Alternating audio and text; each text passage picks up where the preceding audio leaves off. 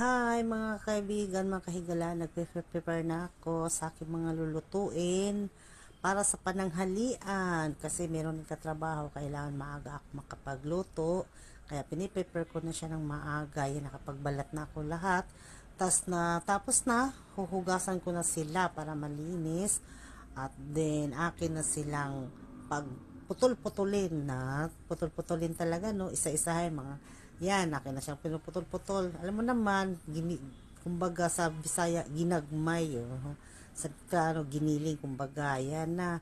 Ako nang gipang tadtad. Tapos na, sinunod ko naman yung mga sahog natin sa ating pagluluto.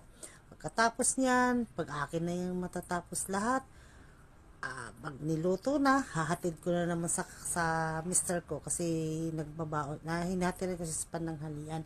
Ayan, minamadali ko na nga yan dyan